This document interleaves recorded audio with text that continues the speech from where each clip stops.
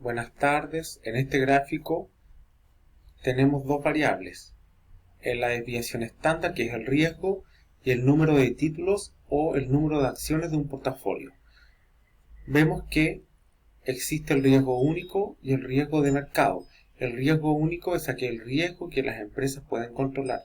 Por ejemplo, hacer una buena gestión, administrar bien los recursos, hacer buenas inversiones, mantener a los trabajadores motivados y tener un buen clima laboral son ejemplos de riesgo único. Eso las empresas de alguna u otra manera lo pueden controlar. El riesgo de mercado es un riesgo que no se puede controlar.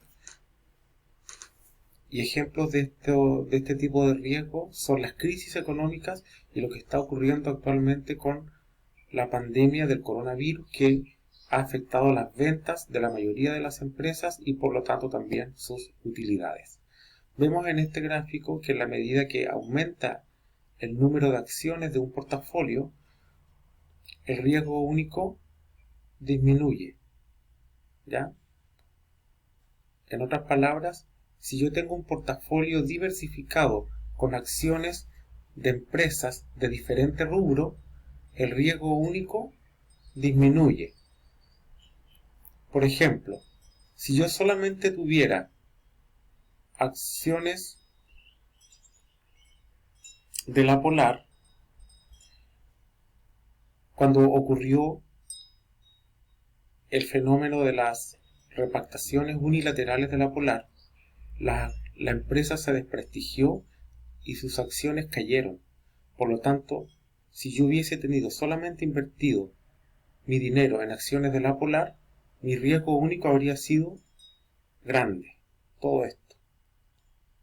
Porque yo habría tenido una gran pérdida, ya que solamente tengo invertido mi dinero en la Polar.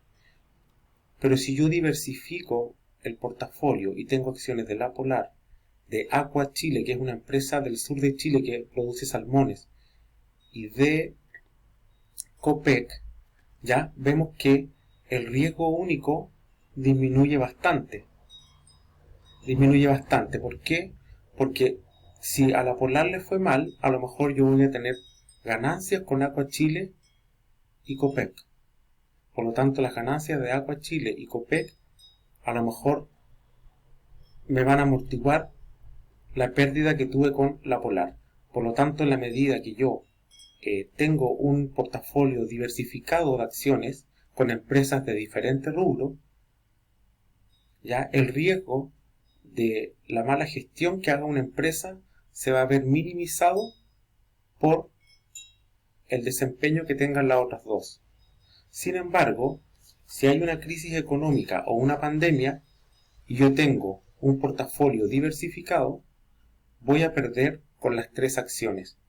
Por lo tanto, cuando el portafolio está diversificado, el riesgo de único es bajo, pero el riesgo de mercado pasa a ser más importante.